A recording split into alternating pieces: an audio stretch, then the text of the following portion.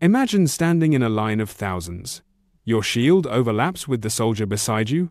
Your spear points forward. You cannot see the enemy clearly, only helmets, shields, dust, rising in the distance. You are not fighting for survival alone anymore.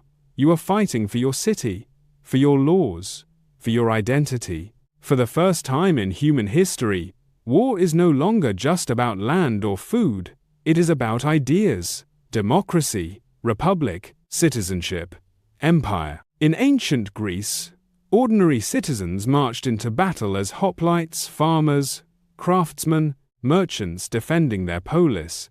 In Rome, discipline transformed farmers into legions capable of conquering continents. Iron replaced bronze. Formations became precise. Strategy became intellectual. War evolved from kings commanding warriors to systems commanding nations.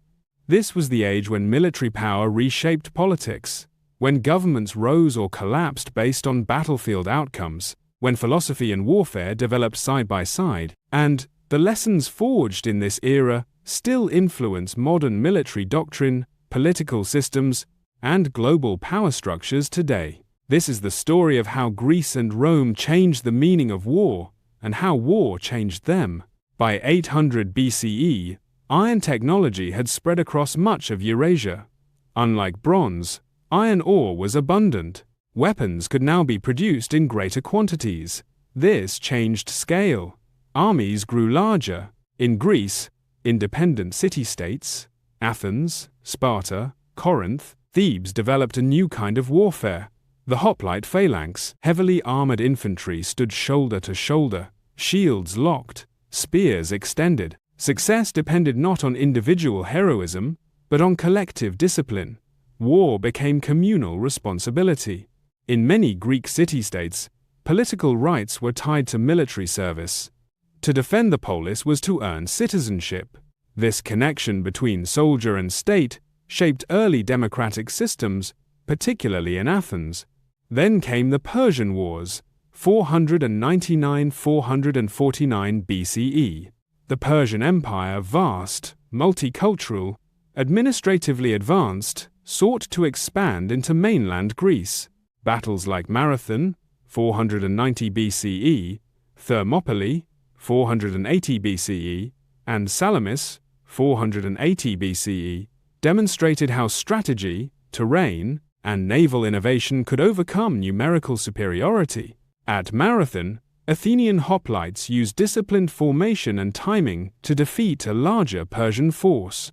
At Salamis, Greek naval strategy trapped Persian ships in narrow straits. War was becoming tactical science, but Greek unity did not last. The Peloponnesian War, 431–404 BCE, between Athens and Sparta, revealed the cost of prolonged conflict. Athens relied on naval supremacy and economic power. Sparta relied on land dominance and alliances. The war devastated Greece. Thucydides, an Athenian historian and general, recorded the conflict not as myth, but as analysis. He examined power, politics, fear, honor, and interest. His work is still studied in modern military academies and political science programs. War had entered intellectual history. Meanwhile, to the west, a small republic was rising. Rome. Founded traditionally in 753 BCE, Rome began as a modest city-state, but its military organization would redefine warfare for centuries. The Roman legion replaced the rigid phalanx with flexible maniples. Soldiers trained intensively. Discipline was strict. Engineering became a battlefield advantage. Roman armies built roads, bridges, fortified camps, often overnight. Logistics became as important as combat. The Punic Wars, 264–146 BCE, between Rome and Carthage, demonstrated Rome's adaptability. After devastating losses to Hannibal, including the Battle of Cannae, 216 BCE, Rome did not surrender. It restructured, it rebuilt, it persisted. Eventually, Rome carried the war to North Africa and defeated Carthage. Resilience became Roman doctrine. As Rome expanded across Europe, North Africa, and the Near East, war shifted again from defense to imperial management.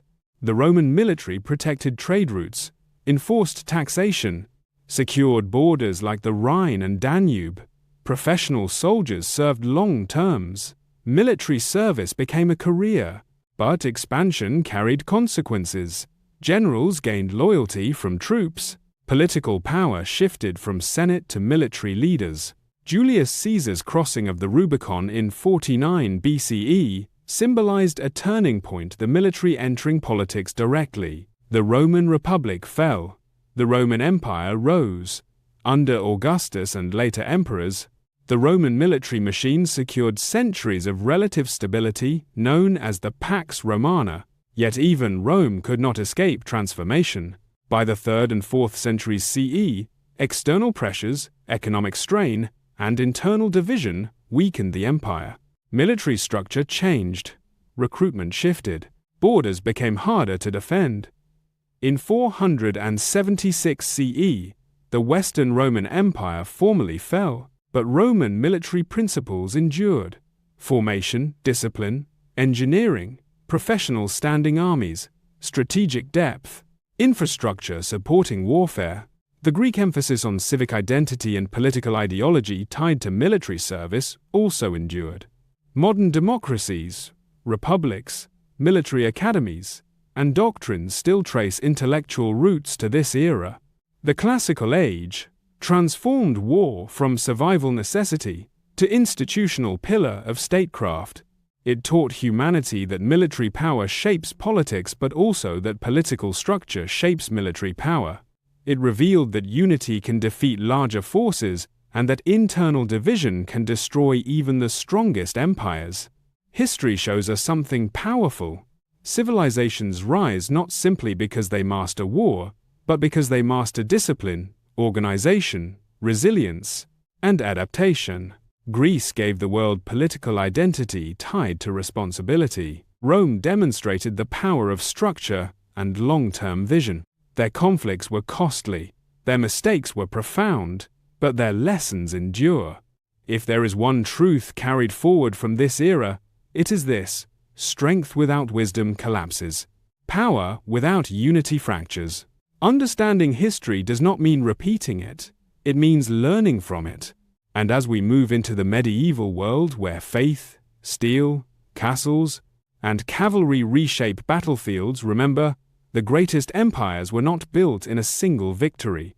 They were built through discipline, resilience, and the ability to evolve. History does not belong only to the past, it is a guide for the future.